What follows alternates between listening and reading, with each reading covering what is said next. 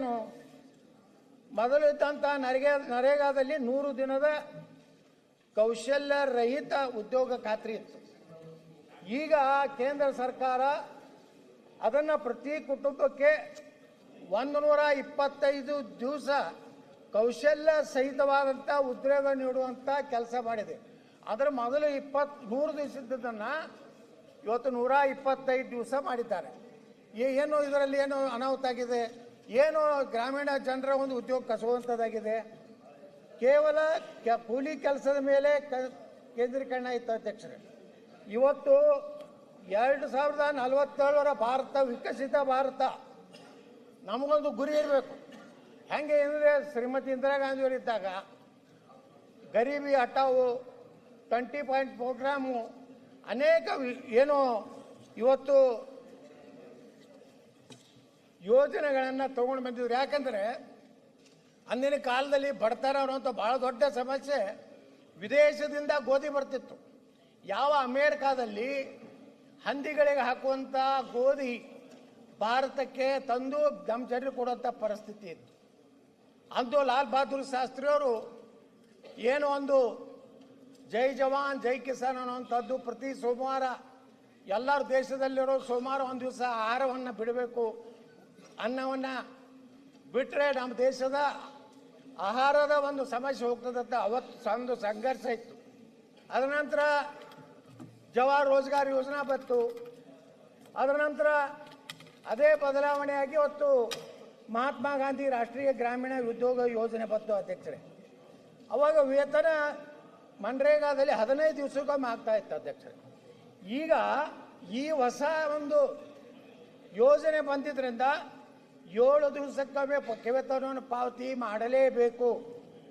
ಉದ್ಯೋಗ ಚೀಟಿ ಅವಾಗ 5 ವರ್ಷ ಇತ್ತು ಅಧ್ಯಕ್ಷರೇ, ಅದನ್ನು ಅವಧಿ 3 ವರ್ಷ ಮಾಡಿದ್ದಾರೆ. ಕಾಮಗಾರಿ ಸ್ಥಳದಲ್ಲಿ ಮೃತಪಟ್ಟರೆ ಅವಾಗ ಪರಿಹಾರ ಮತ್ತು ವೈದ್ಯಕೀಯ ವೆಚ್ಚ ಮಾತ್ರ ಇತ್ತು ಅಧ್ಯಕ್ಷರೇ. ಇವತ್ತು ಈ ಒಂದು EBG ರಾಮ್ಜಿಯಲ್ಲಿ ಪರಿಹಾರ ಮತ್ತು ವೈದ್ಯಕೀಯ ವೆಚ್ಚದ ಜೊತೆಗೆ ಕೂಲಿಕಾರರ ಮಕ್ಕಳಿಗೂ ಸಹ ಅಪಘಾತವಾದರೆ ಸಂಪೂರ್ಣ ಸರ್ಕಾರವೇ ಉಚಿತ ವೈದ್ಯಕೀಯ ಚಿಕಿತ್ಸೆ ಕೊಡುವಂಥ ಯೋಜನೆಯನ್ನು ಇಲ್ಲಿ ಸೇರಿಸಿದ್ದಾರೆ. ಅವಾಗ ಬೇಡಿಕೆ ಆಧಾರಿತವಾಗಿರುವುದರಿಂದ ಇಂತಿಷ್ಟು ದಿನಗಳ ಕೆಲಸ ಸಿಗುತ್ತದೆ ಎಂಬ ಗ್ಯಾರಂಟಿ ಇರಲಿಲ್ಲ. ಇವತ್ತು ನೋಡ್ರಿ ಅಧ್ಯಕ್ಷರೇ, ಇವತ್ತೊಂದು ವಿಜಯ ಕರ್ನಾಟಕದಲ್ಲಿ ನಿನ್ನೆ ಒಂದು ಲೇಖನ ಬರೆದಿದ್ದಾರೆ. ಮನ್ರೇಗಾ ಬಗ್ಗೆ ಭಾಳ ಹೇಳ್ತಿರುವಂಥ ಸರ್ಕಾರಗಳು ಅಪಪ್ರಚಾರ ಮಾಡೋರು ಹೆಸರಿಗಷ್ಟೇ 100 ದಿನ ಉದ್ಯೋಗ ಸಿಕ್ಕಿದ್ದು 50 ದಿನ. ಯಾವ ರೀತಿ ಉದ್ಯೋಗ ಸೃಷ್ಟಿ ಇವತ್ತು ಈ ದೇಶದಲ್ಲಿ ಏನಾಗಿದೆ ಅಂದರೆ ಉದ್ಯೋಗ 50% ಅಷ್ಟೇ ಟಾರ್ಗೆಟ್ ಆಗಿದೆ.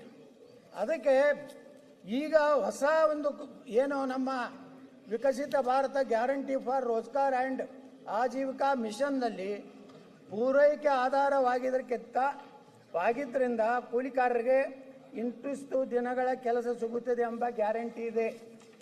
ಅದರ ಜೊತೆಗೆ ಇನ್ನೊಂದು ಭಾಳ ಮಹತ್ವದ ಏನಂದ್ರೆ ಅಧ್ಯಕ್ಷರೇ, ರೈತನ ಹೊಲಗಳಲ್ಲಿ ಕೆಲಸ ಇದ್ದಾಗ ಈಗ ಬಿತ್ತಣಿಕೆ ಸಮಯ ಇರ್ಬೋದು, ರಾಶಿ ಮಾಡುವಂಥ ಸಮಯ ಇರ್ಬೋದು, ಆ ಸಮಯದಲ್ಲಿ ಈ EBG ಗ್ರಾಮದ ಒಂದು ಯೋಜನೆ ಕೊಡೋದಿಲ್ಲ.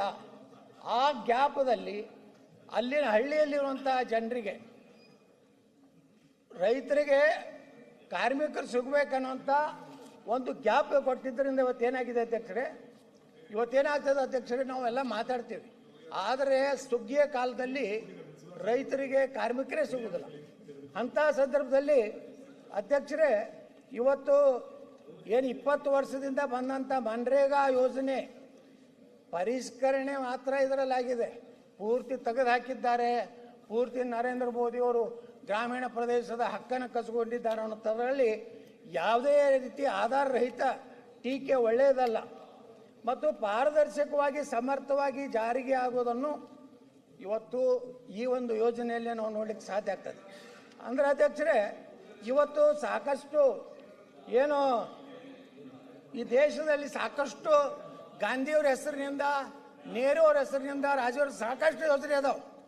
ಇವತ್ತು ನೋಡ್ರಿ ಅಧ್ಯಕ್ಷರೇ, ಈ ದೇಶದಲ್ಲಿ ನಮ್ಮ ರಾಜ್ಯದಲ್ಲೇ 25 ಯೋಜನೆಗಳು ರಾಜೀವ್ ಗಾಂಧಿ ಅವರಿಂದ, ಇಂದಿರಾ ಗಾಂಧಿ ಅವರ ಹೆಸರಿದೆ.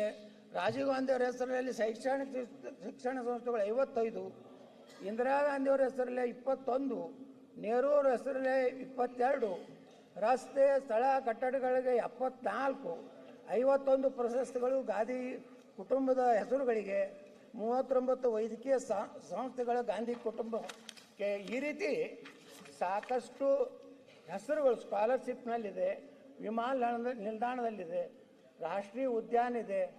ಆದರೆ ಯಾರು ಮಹಾತ್ಮ ಗಾಂಧಿಯವರು ತಾವು ಪ್ರತಿಯೊಂದು ಸಂದರ್ಭದಲ್ಲಿ ಅವರ ಸಮಾಧಿಗೆ ಮುಂದೆ ಹೋಗಿ ನಿಂತು ನೋಡಿದ್ರೆ ಹೇ ರಾಮತ್ ಬರೆದಿದ್ದಾರೆ. ರಾಮನ ಹೆಸರಲ್ಲೇ ಮಾಡಿದ್ದಕ್ಕೆ ಇವರಿಗೆ ತೊಂದರೆ ಆಗಿದೆ ವಿನಃ ರಾಮನ ಹೆಸರು ಬಂದಿದ್ದಕ್ಕೇ ಒಮ್ಮೆ ಲೋಕಸಭೆಯಲ್ಲಿ ಅಟಲ್ ಬಿಹಾರಿ ವಾಜಪೇಯಿ ಒಂದು ಮಾತು ಹೇಳಿದರು, ನೀವು ಏನಾದರೂ ಹೋರಾಟ ಸಂಘರ್ಷ ಜಗಳ ಮಾಡೋದಿದ್ರೆ BJP ಜೊತೆಗೆ ಮಾಡಿರಿ, ನಮ್ಮ ಪಕ್ಷದ ಜೊತೆಗೆ ಮಾಡಿರಿ. ಆದರೆ ರಾಮನ ಜೊತೆಗೆ ನೀವೇನಾದರೂ ರಾಮನನ್ನು ಏನಾದರೂ ನೀವು ಅಪಪ್ರಚಾರ ಮಾಡ್ಲಿಕ್ಕೆ ಹೋದರೆ ನಿಮ್ಗೆ ಅಸ್ತಿತ್ವ ನಿಮ್ದು ಹೋಗಿಬಿಡ್ತೈತೆ ಅನ್ನೋಂಥ ಎಚ್ಚರಿಕೆಯನ್ನು ಅಟಲ್ ಬಿಹಾರಿ ವಾಜಪೇಯಿ ಕೊಟ್ಟಿದ್ರು. ಇವತ್ತದು ಸತ್ಯ ಈ ದೇಶದಲ್ಲಿ ಆಗ್ತಾ ಇದೆ. ಅದಕ್ಕೆ ಅಧ್ಯಕ್ಷರೇ, ಇವತ್ತು ಈ ಒಂದು ಯೋಜನೆ ಸುಮಾರು ನೋಡಿ ಅಧ್ಯಕ್ಷರೇ, ಇದರಲ್ಲಿ ಯಾವ್ಯಾವ ನರೇಗಾದಲ್ಲಿ ಏನು ಕೊರತೆ ಇತ್ತು ಆ ಕೊರತೆಯನ್ನು ಇವತ್ತು ನೀಗಿಸಲಿಕ್ಕೆ ಇವತ್ತು ಈ ಒಂದು ಇದರಲ್ಲಿ ಜಾಬ್ ಕಾರ್ಡ್ಗಳು ಎಷ್ಟೋ ಕಡೆ ನಾವು ನೋಡ್ತೀವಿ, ನಕಲಿ ಜಾಬ್ ಕಾರ್ಡ್ಗಳು, ಜನಪ್ರತಿನಿಧಿಗಳೇ ತಮ್ಮ ಮನೆಯಲ್ಲಿ ಜಾಬ್ ಕಾರ್ಡ್ ಮಾಡಿಕೊಂಡು ದುರುಪಯೋಗ ಮಾಡ್ಕೊಳ್ಳುವಂಥ ಟೀಕೆ ಟಿಪ್ಪಣಿಯನ್ನು ನಾವು ನೋಡ್ತೀವಿ. ಇವತ್ತು ಒಬ್ಬಂಟಿ ಮಹಿಳೆಯರಿಗೆ, ಅಂಗವಿಕಲರಿಗೆ, 60 ವರ್ಷ ಮೇಲ್ಪಟ್ಟವರಿಗೆ, ತೃತೀಯ ಲಿಂಗಗಳಿಗೆ, ದುರ್ಬಲ ಆದಿವಾಸಿ ಸಮುದಾಯದವರಿಗೆ ವಿಶೇಷ ಗ್ರಾಮೀಣ ಉದ್ಯೋಗ ಖಾತ್ರಿ ನೀಡುವ ವ್ಯವಸ್ಥೆಯನ್ನು ಮಾಡಿದ್ದಾರೆ. ಅದರಲ್ಲಿ ಇವತ್ತು ಎಲ್ಲ ಈ ಆರ್ಟಿಫಿಷಿಯಲ್ ಇಂಟೆಲಿಜೆನ್ಸ್ ಬಂದ ಮೇಲೆ ಅಧ್ಯಕ್ಷರೇ, ಕೃತಕ ಬುದ್ಧಿಮತ್ತೆ ಉಪಯೋಗಿಸಿ ಭಾಳಷ್ಟು ವಂಚನೆಗಳು ಇವತ್ತು ಜಗತ್ತಿನಲ್ಲಿ ನಡೆದಿವೆ. ಅದನ್ನು ತಡೆಗಟ್ಟಲಿಕ್ಕೆ ಪ್ರತಿಯೊಂದು ಗ್ರಾಮ ಪಂಚಾಯಿತಿಯಲ್ಲಿ ವರ್ಷಕ್ಕೆ 2 ಸಲ ಆಡಿಟ್ ಮಾಡುವಂಥ ಮತ್ತು ಸಹಕಾರ ಒಕ್ಕೂಟದ ಪ್ರೋತ್ಸಾಹಿಸುವಂಥ ರಾಜ್ಯಗಳನ್ನು ಉತ್ತರದಾಯಿತ್ವವನ್ನು ಮಾಡುವಂಥ ಜವಾಬ್ದಾರಿ ಇದೆ. ಅಧ್ಯಕ್ಷರು, ಇವತ್ತು 90-10% ಇತ್ತು ಮೊದಲು ನರೇಗಾದಲ್ಲಿ, ಅದನ್ನು ಇವತ್ತು 60% ಏನು ಮಾಡಿದ್ದಾರೆ. ನಾನು ಸಹ ಈ ಒಂದು ವಿಷಯದಲ್ಲಿ ಕೇಂದ್ರ ಸರ್ಕಾರ ತನ್ನ ಪಾಲನ್ನು ಹೆಚ್ಚು ಮಾಡಬೇಕು, ರಾಜ್ಯ ಸರ್ಕಾರದ 75-25 ಮಾಡಿ ಆ ಒಂದು ಯೋಜನೆಯನ್ನು ಪರಿಣಾಮಕಾರಿಯಾಗಿ ತೊಗೊಂಡು ಬಂದರೆ ಏನು ಇವರು ಅಪಪ್ರಚಾರ ಏನು ಮಾಡ್ತಾ ಇದ್ದಾರೆ, ಈ ಒಂದು ನರೇಗಾದ ತೆಗೆದು ಹಾಕಿದ್ದಾರೆ, ಅದರಲ್ಲಿ ಗಾಂಧಿಯವರ ಹೆಸರು ತೆಗೆದು ಹಾಕಿದ್ದಾರೆ. ಯಾವುದೂ ಸಹ ಕಾಲಕ್ಕೆ ಏನೇನು ತಪ್ಪುಗಳಿರ್ತಾವೆ ಅದನ್ನು ತಿದ್ದುಪಡಿ ಮಾಡಿ ಒಂದು ಪಾರದರ್ಶಕವಾದಂಥ ಒಂದು ಯೋಜನೆಯನ್ನು ಕೊಡುವಂಥ ಕೆಲಸ ಇವತ್ತು ನಮ್ಮ ದೇಶದಲ್ಲಿ ನಾ ಭಾಳ ಹೆಮ್ಮೆಯಿಂದ ಹೇಳ್ತೇನೆ. ಇಲ್ಲಿಯವರೆಗೆ 10-11 ವರ್ಷ ಆಯಿತು ಈ ದೇಶದ ಪ್ರಧಾನಮಂತ್ರಿ ಆದಮೇಲೆ ನರೇಂದ್ರ ಮೋದಿಯವರ ಮೇಲೆ ಒಂದೂ ಭ್ರಷ್ಟಾಚಾರದ ಆರೋಪ ಇಲ್ಲಾರಂತ ಒಬ್ಬ ಪ್ರಧಾನಮಂತ್ರಿ ಏನಾದರೂ ಆಗಿದ್ರೆ ಅದು ನರೇಂದ್ರ ಮೋದಿಯವರ ಅಂತೇಳಿ ಭಾಳ ಹೆಮ್ಮೆಯಿಂದ ಹೇಳ್ತಾ ಇದ್ದೀನಿ ಅಧ್ಯಕ್ಷರೇ. ಅದಕ್ಕೆ ಇಂಥ ಒಂದು ಒಳ್ಳೆಯ ಯೋಜನೆಯನ್ನು ಏನು ನಮ್ಮ ಕೇಂದ್ರ ಸರ್ಕಾರ ಸನ್ಮಾನ್ಯ ನರೇಂದ್ರ ಮೋದಿಯವರು ಇವತ್ತೇನು ತೊಗೊಂಡು ಬಂದಿದ್ದಾರೆ, ಈ ಒಂದು